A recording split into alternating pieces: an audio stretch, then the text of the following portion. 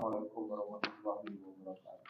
Waalaikumsalam warahmatullahi wabarakatuh.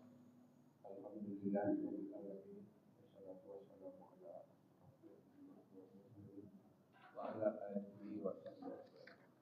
Asyhadu an la ilaha illallah wa la syarika lahu. Wa asyhadu anna Muhammadan abduhu wa rasuluhu la nabiyya. Bapak-bapak, ibu, jemaah salat subuh, semoga dirahmati Allah.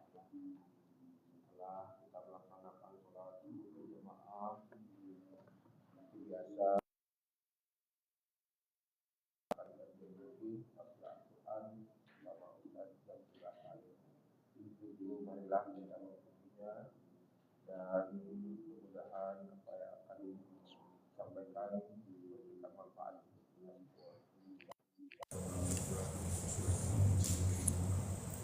Assalamualaikum warahmatullahi wabarakatuh. Alhamdulillahirabbil alamin wassalatu wassalamu ala asyrofil anbiya'i wal mursalin wa ala alihi wa sahbihi ajma'in. Asyhadu an la ilaha illallah wa asyhadu anna Muhammadar Rasulullah. Allah haqqa tuqatih wa la tamutunna illa wa antum muslimun. Ma'asyiral muslimin rahimakumullah. Pagi ini alhamdulillah saya sholat subuh berjamaah. Kita lanjutkan zikir kita dengan membaca ayat Al-Qur'an. Coba untuk merefleksikan dengan merenungkan maknanya untuk kehidupan kita. Saya pilihkan pelajaran tafsir pagi ini hadirin dari surat An-Nahl ayat 90 sampai dengan ayat 92.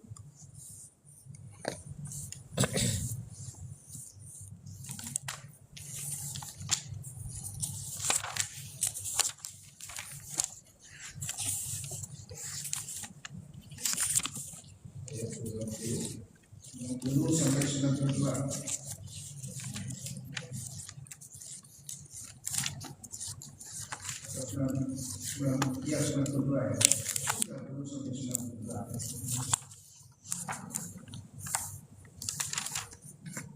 Surat An-Nahl surat yang ke-26 ayat 90 sampai dengan 92. Dan coba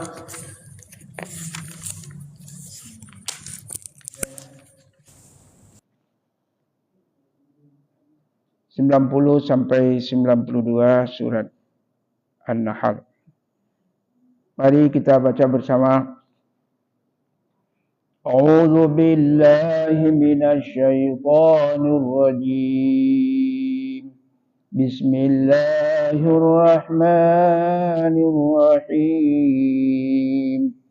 Inna Allah ya'muru bil 'adli wal ihsani wa ita'i dzil qurba wa yanha 'anil fahsya'i wal munkari wal baghi ya'idzukum la'allakum tadhakkarun wa awfu bi'ahdillahi idza 'ahadtum ولا تنقضوا الأيمان بعد توكيدها وقد جعلتم الله عليكم كفيلا إن الله يعلم ما تفعلون ولا تكونوا كالتي نقضت غزلها من بعد قوة أنكاثا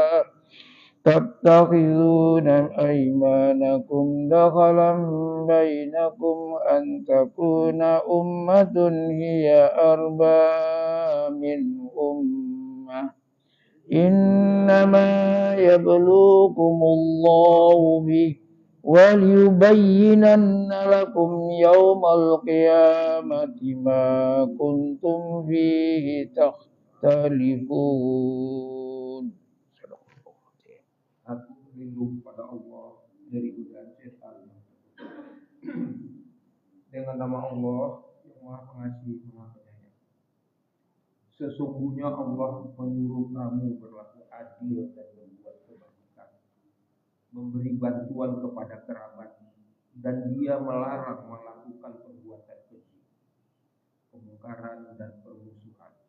Dia memberi pengajaran kepadamu agar kamu dapat mengambil pelajaran. Dan tepatilah janji dengan Allah apabila kamu berjanji, dan janganlah kamu melanggar sumpah.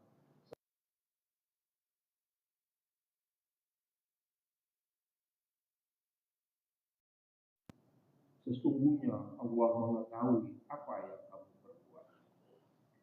Dan janganlah kamu seperti seorang perempuan yang menguraikan benangnya yang sudah dipintal dengan kuat, menjadi cerai-berai kembali. Kamu menjadikan sumpah perjanjianmu sebagai alat penipu di antaramu, disebabkan adanya satu golongan yang lebih banyak jumlahnya dari golongan yang lain.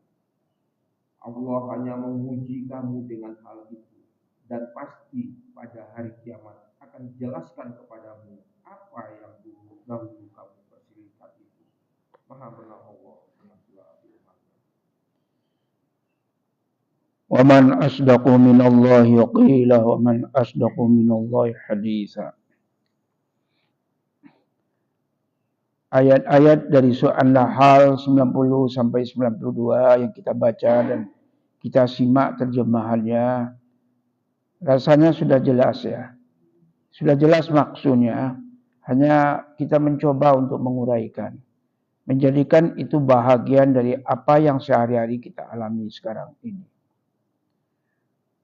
Pertama, lebih dulu Allah Subhanahu wa taala menyebutkan perintah Dia kepada kita. Ada 3 macam perintah Allah yang disampaikannya dalam firman pada ayat 90. Pertama, perintah Allah berlaku adil. Yang kedua, berbuat ihsan. Yang ketiga adalah membayarkan sesuatu yang menjadi hak dari karib kerabat. Untuk hal semacam itu Allah mengatakan pada kalimat berikutnya, 3 pula yang Allah larang. 3 yang disuruh, 3 yang dilarang. Yaitu apa? Larangan berbuat kejahatan, larangan berbuat mungkar, dan larangan berbuat melampaui batas. Itulah semacam pelajaran mau'izah yang diberikan Allah. Mudah-mudahan kita selalu mengingatnya. 3 hal semacam itu kalau kita urai hadirin, tentu akan banyak sekali memberikan inspirasi bagi kita apa sebenarnya dimaksud dengan adil, ihsan, dan berbuat sesuatu yang menjadi hak karib kerabat. Adil itu akan sangat banyak sisinya yang bisa kita kemukakan. Berbagai pula tilikan pandangan para ulama soal itu. Dan itulah yang menjadi selalu bahasa sehari-hari kita. Adil. Keadilan. Dalam suasana hidup sehari-hari yang dituntut oleh orang banyak adalah adil. Mari kita ambil dulu pelajaran yang diberikan oleh para ulama. Pertama, lebih dulu ada yang membedakan antara adil dengan ihsan. Adil adalah, kata Ibnu Athiyyah, al-adlu fi'lu kulli mafrudin min aqaidi wa syara'i' wa siyar ma'an nas fi ada'il amanat wa tarkil zulum wal insaf wa i'ta'il haq wal ihsan fi'lu kulli mandub ilaihi. Jadi kira-kira kalau kita bicara mengenai adil, kata Ibnu Athiyyah, ya seorang ahli tasawuf ya, mengerjakan apa yang diperintahkan. Baik itu berupa akidah, syariah, dan segala yang terkait dalam perjalanan hidup kita sesama manusia, yaitu menjalankan amanah. Itu namanya adil itu. Kerjakan perintah, pasti dalam perintah itu terdapat keadilan. Baik dia akidah, kita disuruh bertauhid, disuruh percaya kepada Nabi, kitab suci, percaya dengan hari akhirat, percaya dengan qadar baik dan buruk. Kerjakan semua perintah yang terdapat dalam apa yang diwajibkan Allah, itu pasti mengandung keadilan. Ketika kita bersama manusia, jalankan semua apa yang dibebankan pada kita. Itu adil. Tinggalkan segala perbuatan zalim pada orang lain. Itu adil. Ini Pak. Nah, yang kedua adalah ihsan. Ihsan itu adalah apa yang dianjurkan kita mengerjakannya. Jadi setiap perbuatan agama ini sepertinya banyak hal yang sifatnya wajib, ada yang sifatnya ihsan. Kita ambil dulu soal harta. Pada soal harta ada yang wajib, yaitu zakat. Tapi ada yang sunat. Sedekah, wakaf, hibah. Itu namanya ihsan. Kalau sudah selesai yang wajib, kita kerjakan yang sunat. Itu berarti kita mengerjakan perbuatan adil dan ihsan. Kata Ibnu Atiyah begitu. Salat, kalau kita kerja yang wajib, berarti kita sudah mengerjakan apa yang digolongkan dengan adil. Kita kerjakan perbuatan sunat, itu namanya ihsan. Semua juga begitu. Puasa juga. Apa saja akan selalu ada yang wajib dan sunat. Itu satu tilikan. Tilikan kedua sekarang. Al-Baydawi. Al-Baydawi itu pengarang tafsir yang berbau agak sedikit tasawuf ya. Tafsir Baydawi saya jarang membahas tafsir Baydawi ini. Dan juga dia agak sedikit tafsir Al-Baydawi ini tafsir yang agak susah. Dan saya belum pernah membahas belum pernah menjadikan referensi tafsir Baydawi ini. Tapi baiklah, apakah adil? Adil itu kata Imam Al-Baydawi, at-tawassut fil umur, berimbang dalam semua persoalan. Itu adil itu. Apa saja selalu kita cari titik perimbangannya. Jadi bacalah nanti uraian terdapat di dalam surat Ar-Rahman. Dalam surat Ar-Rahman Allah selalu menyatakan pada ayat yang berulang-ulang itu Allah sebutkan pada kita tentang bagaimana Allah Azza wa Jalla mengatur alam semesta ini yang intinya adalah terletak pada persoalan keseimbangan. Coba kita lihat ya. Surat Ar-Rahman itu surat Ar-Rahman yang berapa ya? Siapa yang bisa melihat surah Ar-Rahman? Nah, ya. Ini surah Ar-Rahman, coba lihat. Dalam surah Ar-Rahman itu selalu terdapat apa yang disebut namanya titik keseimbangan. Mari kita lihat ya. Was-samaa'a rafa'aha wa wada'al mizan. Alla tatghaw fil mizan. Wa aqimul wazna bil qisti wa la tukhsirul mizan. Langit itu Allah meninggikan langit. Dan langit itu ditinggikan lalu dia letakkan keseimbangan. Sehingga antara bumi dan langit dengan berbagai benda-benda angkasa planet yang demikian luas di mana keluarga matahari, solar system, termasuk diantaranya bumi ini kecil saja.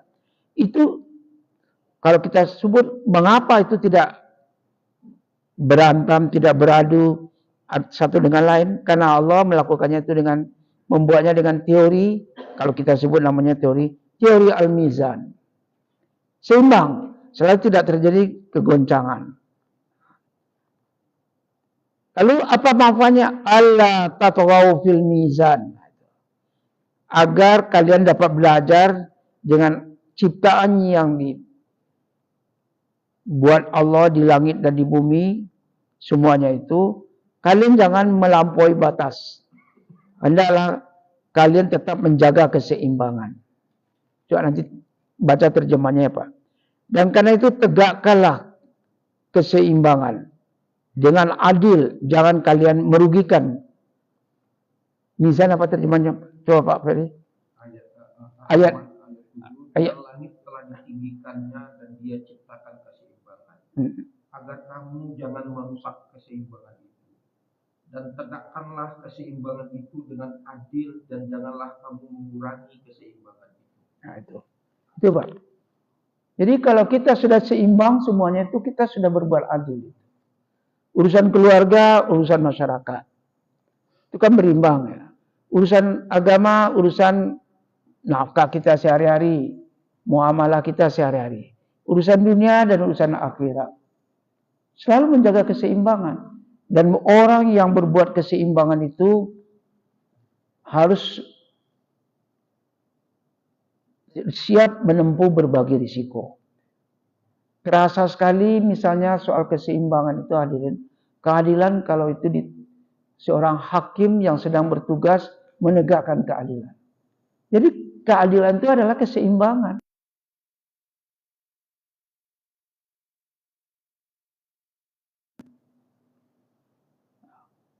Polisi yang sedang memeriksa perkara tuduhan orang berbuat jahat, kriminal, yang menuduh, yang melapor dengan yang terlapor, itu seimbang.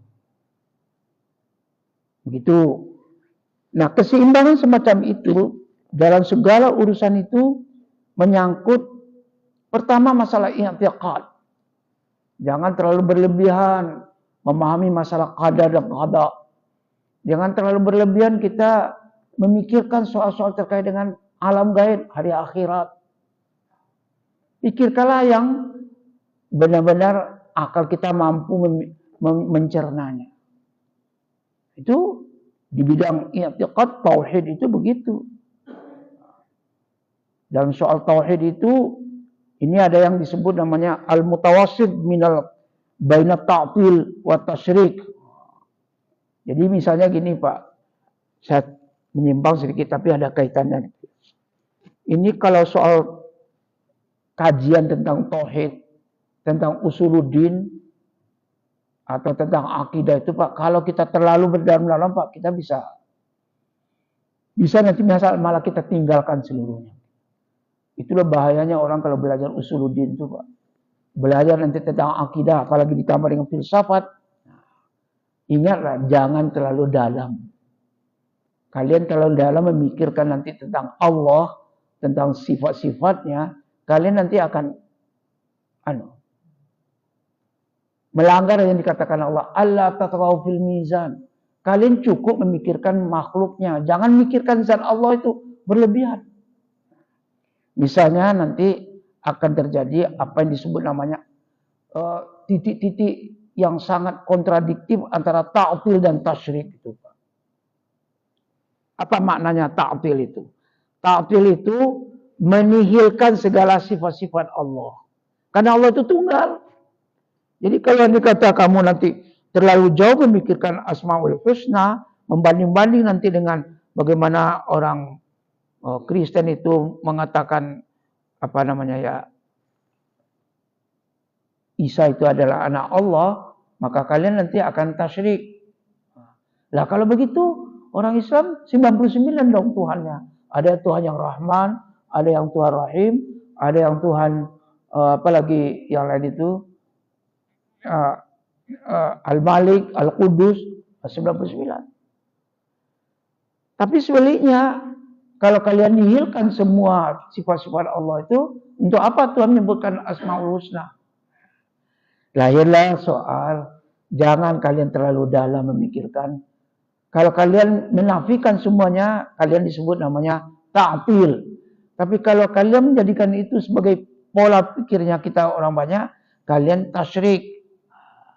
Jadi apa? Sudahlah, kalian yakin saja Allah itu dalam sifat-sifat rububiyahnya, sifat-sifat uluhiyahnya, dia itu ada 99 macam sifatnya.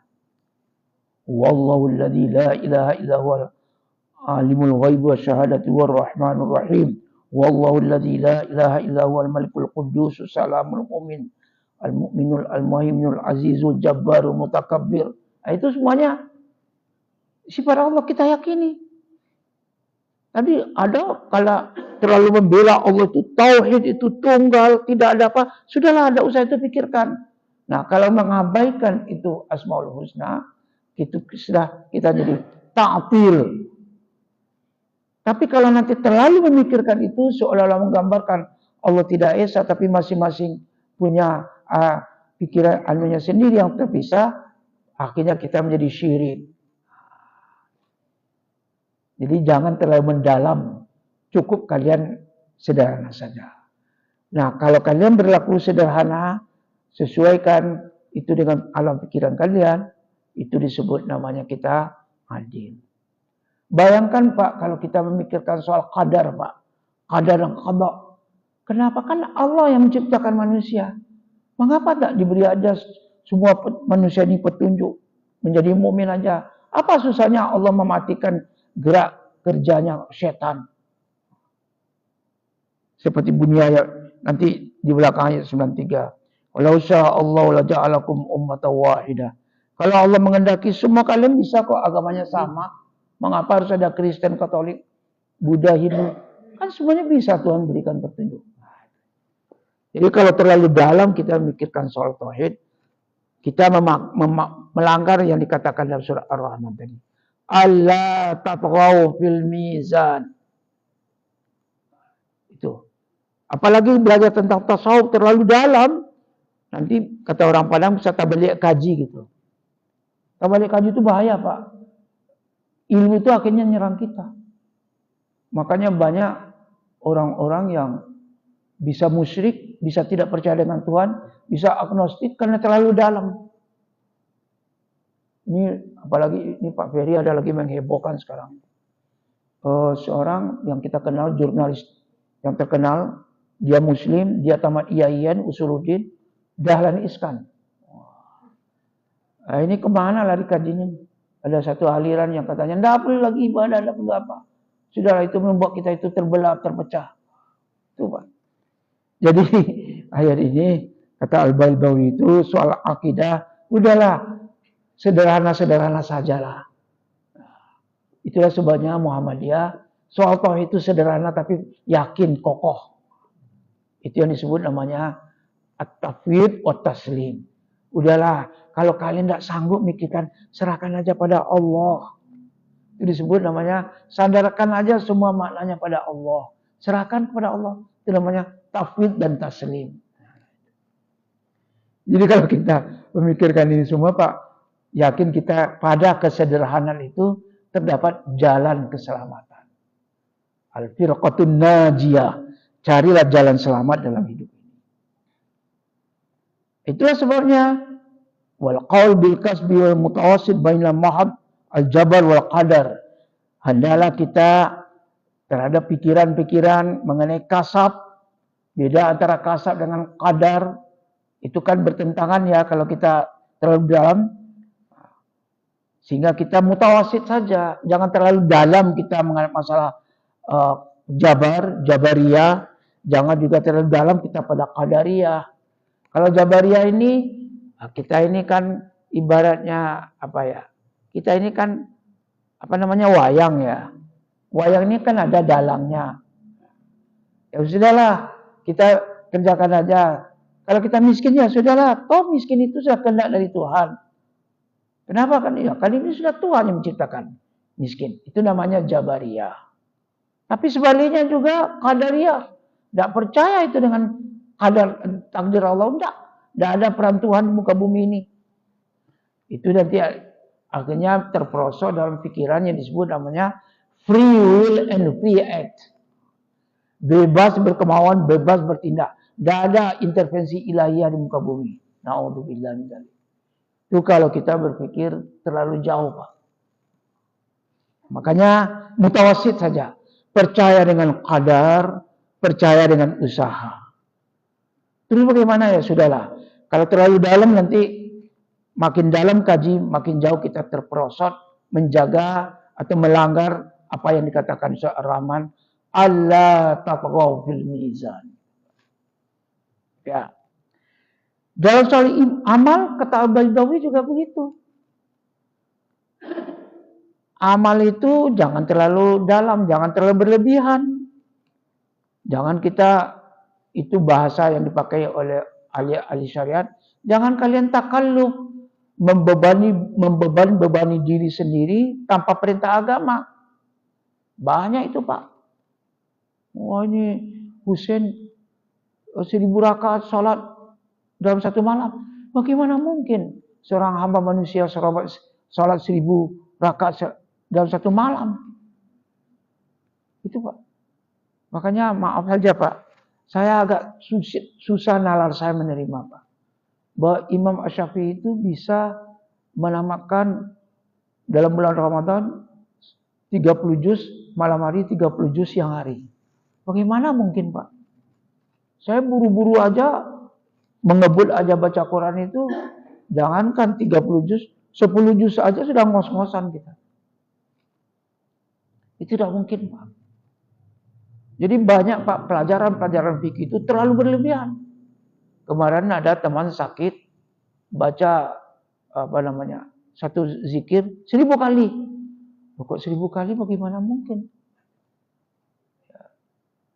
Yaitu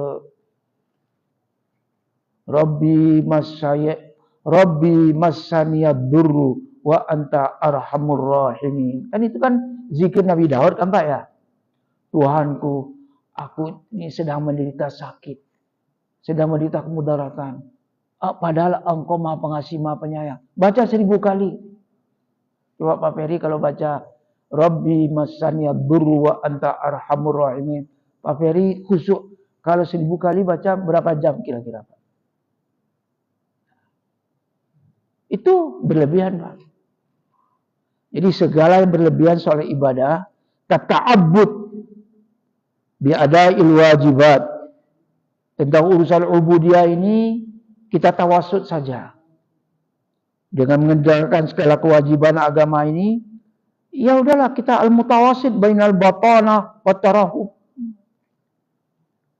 Jadi soal al-wajiban ini kan ada yang al-batala wa tarahub, itu istilah-istilah apa? Kalau tarahub itu terlalu kita memikirkan akhirat sehingga abai segala urusan dunia. Kalau yang batala hanya duniawi saja yang kita pikirkan, akhiratnya enggak. Tuh. Enggak boleh itu. Dan begitu juga dalam akhlak, khuluqan. Kita jaga keseimbangan antara terlalu pemurah satu pihak dengan terlalu pelit pihak lain.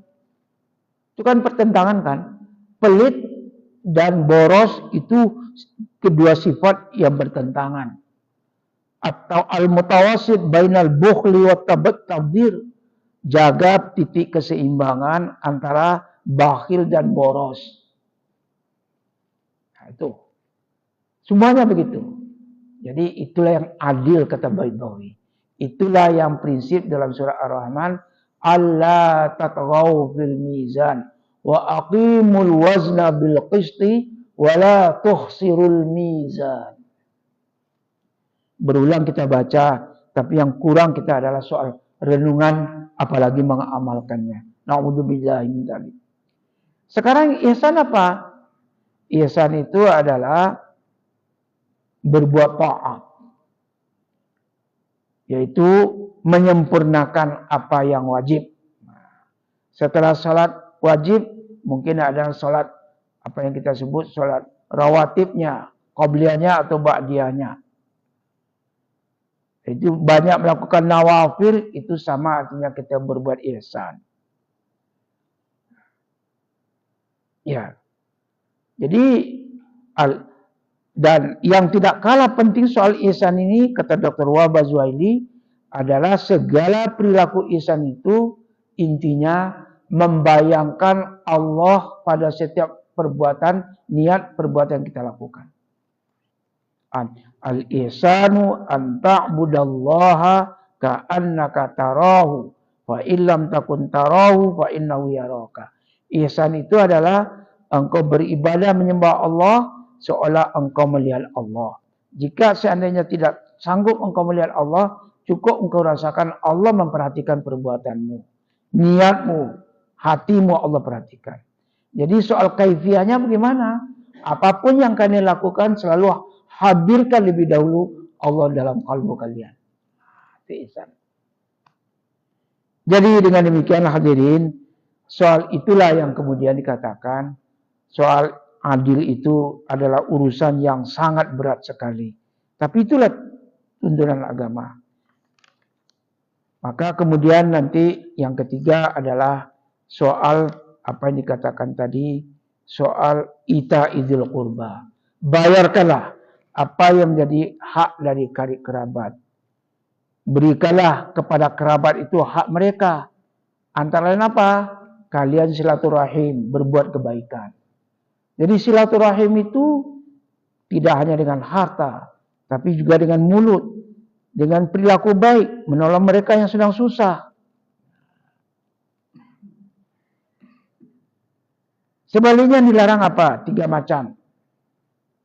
Pertama adalah melarang fahsya. Fahsya itu apa? Kejahatan itu apa?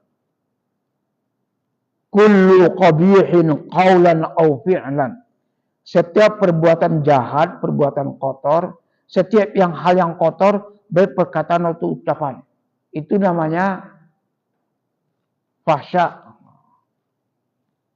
Jadi kalau kemarin yang fufu fafa itu fahsya. Bahasanya aja sudah fahsya. Fufu fafa. Ini ada lagi hahihu heho. Kayak bermain-main orang dalam itu. Banyak sekali melalui teknologi medsos itu bertebaran. Kata orang viral itu segala kejahatan dari buah perkataan. Jadi menurut saya Pak, kejahatan itu lebih cepat berkembangnya karena adanya medsos itu. Apakah kita terjebak nggak dalam itu? Itu namanya fahsya. Kemudian nanti perbuatan juga demikian. Segala perbuatan-perbuatan yang menurut akal sehat itu merusak, jahat, merugikan orang lain, itu fahsya. Oleh karena itu yang namanya fahsya itu mencakup segala kejahatan. Zina, mencuri, mabuk-mabukan, narkoba. Termasuk juga fahsya adalah loba, rakus. Yang disebut namanya greedy dalam bahasa Inggris itu. Karena itu semua perbuatan-perbuatan yang tercela itu termasuk fahsya.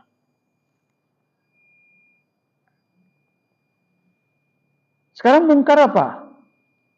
Mungkar itu adalah ma angkarahu syar'u wastaqbahahu al-aqlus salim.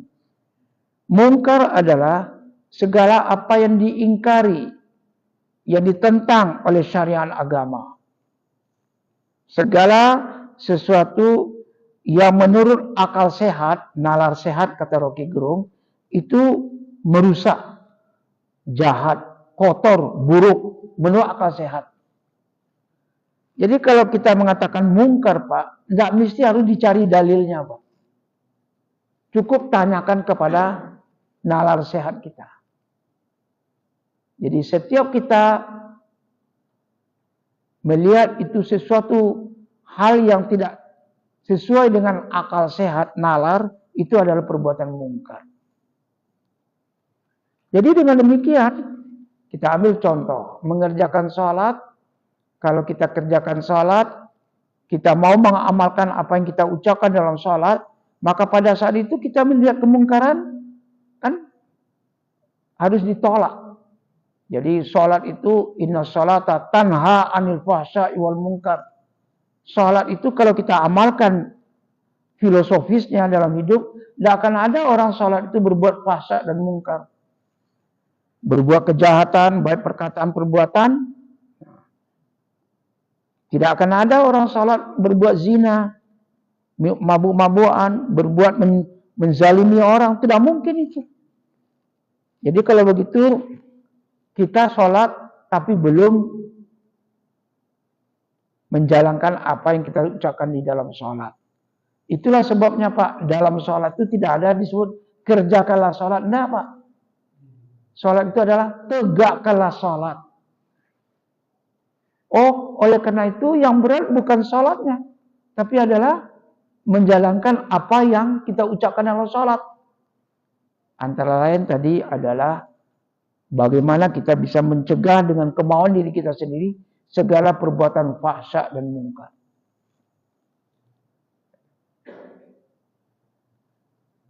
Ya. Sekarang yang ketiga larangan adalah al-baghyu. Baghyu itu adalah perbuatan melampaui batas, menzalimi orang, sombong. Perbuatan-perbuatan kita melanggar aturan, melanggar hukum, melanggar regulasi, itu adalah al-baghyu. Itulah sebabnya apakah yang dimaksudkan dengan syariat? Syariat itu adalah menjabarkan apa yang diperintahkan, apa yang ditentukan oleh Allah dan Rasul bagi kita, sehingga syariat itu adalah mengenal apa yang disebut namanya hudud dan dawabit. Hudud itu batas-batas, dawabit itu aturan ketentuan-ketentuan. Jadi kalau orang yang belajar ilmu syariat, intinya apa batas-batas pekerjaan ini, apa ketentuannya. Kalau kita mau sholat, apa batas-batasnya? Misalnya saja, mulai sejak dari takbiratul ihram sampai nanti salam, kalian tidak boleh mengerjakan sesuatu, mengucapkan sesuatu di luar yang dikerjakan Nabi. Itu namanya hudud, Pak. Makanya Nabi mengatakan miftahus shalah at-tuhur. Kunci sholat itu adalah suci, berwudu ya. Jadi permulaannya adalah takbir. Wa tahrimuhu at-takbir. Dan penyelesaiannya adalah dengan salam. Jadi kalau kita sudah Allahu Akbar, ada hudud yang harus kita perhatikan. Kalian tidak boleh mengucapkan sesuatu, tidak boleh melakukan gerakan kalau itu tidak dari Nabi. Sallu kama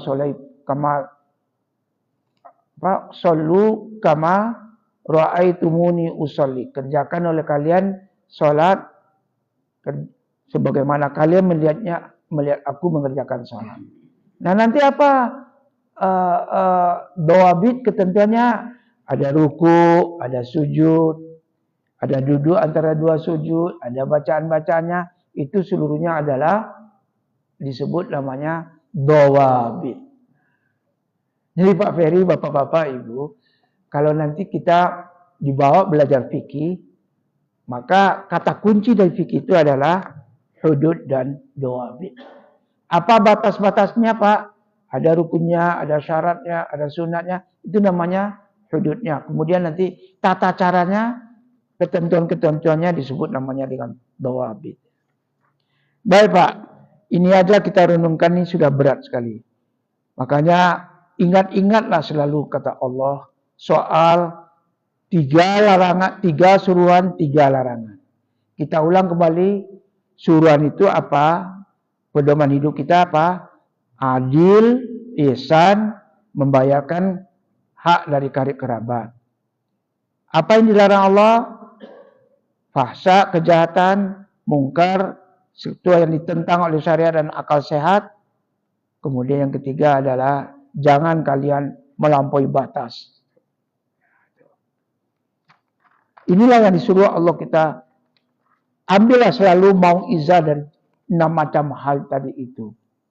Kalau kita dapat mau'izah dari situ, mudah-mudahan kita menjadi orang yang dapat mengamalkan 1 ayat dari surah An-Nahl, yaitu ayat 90. Nah, kalau itu sudah kita pegang, Maka Allah memerintahkan wa aufu bil ahdi. Wa aufu bi ahdillah. Sempurnakanlah, jalankan oleh kalian apa yang disebut namanya bi ahdillah.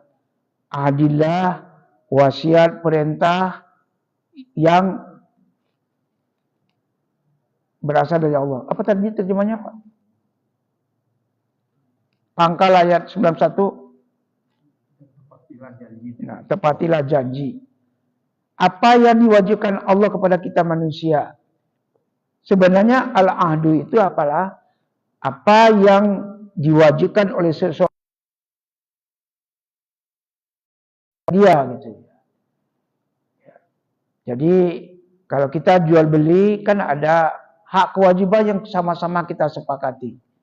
Itu berarti adalah sesuatu yang kita yakini itu berasal dari kewajiban kita sebagai muslim menurut apa yang dikehendaki oleh Allah dan Rasulnya.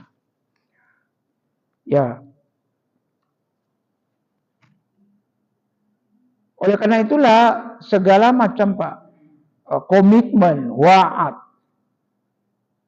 titipan, amanah dalam jual beli, apa saja itu masuk dalam bi'ahdillah.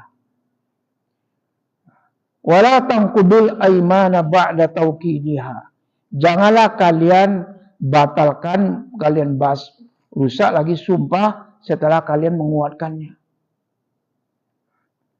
Jadi segala janji kita yang dikuatkan dengan sumpah, apalagi sudah salaman, ini sama artinya kita merusak apa yang dikatakan tadi sebagai janji kita kepada Allah Subhanahu wa taala. Tetapilah janji yang diperintahkan oleh Allah. Janji yang diperintahkan oleh Allah yaitu misalnya amanah, wa'ad, dan segala macam. Itu adalah yang dimaksudkan. Wa qad ja'altumullahu 'alaikum kafila.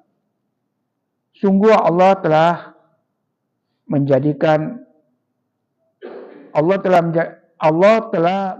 bagi kamu dalam penyempurnaan janji itu Allah yang menjadi saksi. Siapa orang yang melaksanakan janji, Allah selalu akan mengawasinya. Allah mengetahui apa yang kamu kerjakan. Jadi setelah kita diperkuat dengan ayat 90, buktikan nanti. Dalam kalian transaksi bermuamalah, dalam kalian berkumpul berserikat, Allah akan perhatikan siapa di antara kalian yang menepati janji. Janji dari Allah, yaitu menyuruh manusia untuk menepati janji. Jangan kalian, ini ayat terakhir, jangan kalian seperti seorang perempuan tukang pintal. Wala takunu kallati laqad ghazlaha min ba'di quwwatin angkasa. Sudah dari pagi mintal benang, sore hari kemudian diurai lagi. Ini perbuatan yang sering terjadi hadirin. Jadi kata orang Padang ya, masak pagi matah sanjo. Paginya sudah kokoh ini, sudah ada komitmen, sudah ada janji, sudah ada deklarasi, sore nanti berubah. Perilaku itu yang sekarang kita lihat dalam kancah politik, kancah pemerintahan, kancah pergaulan, ini yang banyak terjadi. Sungguh ayat ini sangat banyak kita manusia melanggar saya kira. Jadi, apalagi kalau kalian itu melakukan tattakhizuna aimanakum dakhalan bainakum. Kalian itu ambil sumpah untuk menyelamatkan diri. Kalian berhadapan dengan kelompok orang banyak. Nah udah kalian janjikan ini.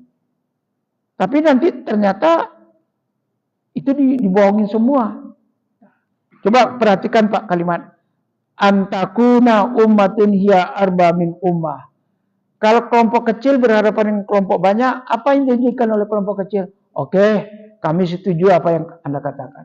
Apalagi kalau yang kelompok satu itu cuma sendiri. Atau satu rombongan kecil. Berhadapan dengan publik massa. Maaf saya katakan Pak. Ini masa-masa kampanye. Tapi ayat ini tidak saya bawa untuk kampanye. Saya tidak menyiapkan uraian pagi ini soal kampanye, bukan. Tapi yang kita lihat kenyataannya. Kelompok kecil siapa, Pak? Juru kampanye, atau kita sebut namanya tim sukses atau apa. Dia kan sedikit. Dia kan mau mengambil suara orang. Janjikan macam-macam. Tapi nanti janji itu semuanya batal itu. Setelah dapat yang diperoleh, tidak ada. Tidak ingat. Itu yang dikatakan tadi, yang berjanji itu seperti apa yang disebut namanya tukang perempuan memintal benang itu. Benang dipintal, sore hari diuraikan kembali, dibohongi lagi. Padahal seluruhnya itu kan nanti terjadi dispute antara yang sedikit dengan banyak, nanti bertengkar, saling menyalahkan. Kemudian nanti dibawa ke pengadilan, tidak selesai pula. Ingatlah, Allah nanti akan menjelaskan segala perselisihan terjadi antara kalian. Cobalah kalau ayat ini dibaca ya, direnungkan maknanya. Sebelum berhadapan dengan publik, kita merenungkan makna ayat ini. Wah, akan berubah suasana. Tidak akan seperti yang sekarang ini.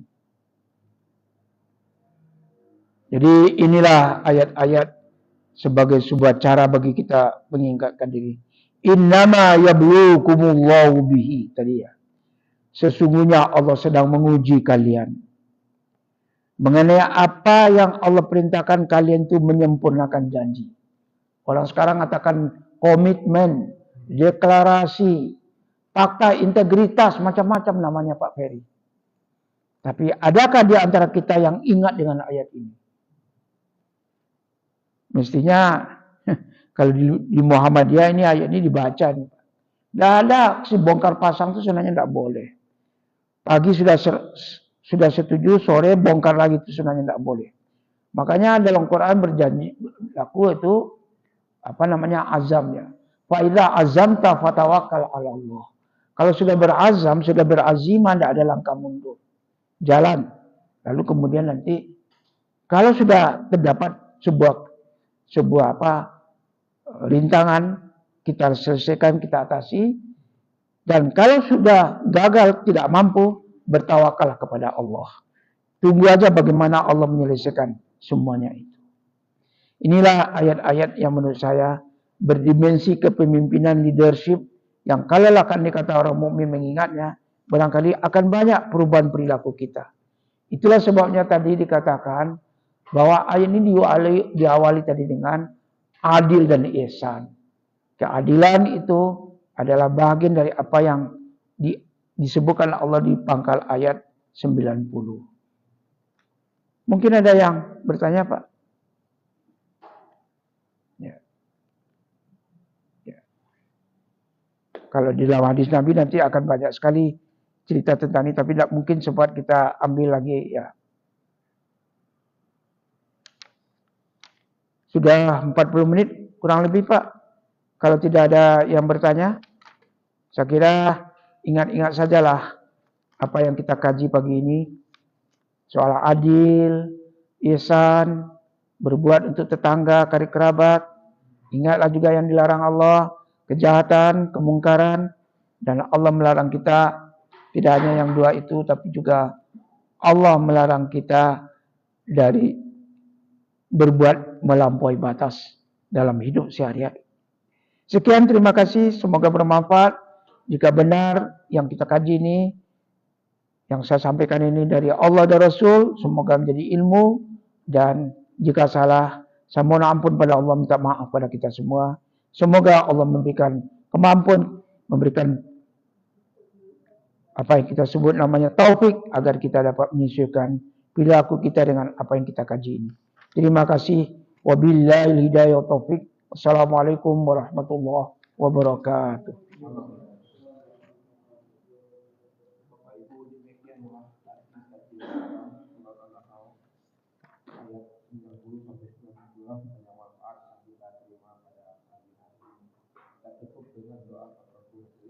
Subhanakallahumma rabbana wa bihamdika asyhadu an la ilaha illa anta astaghfiruka wa atubu ilaik. Assalamualaikum.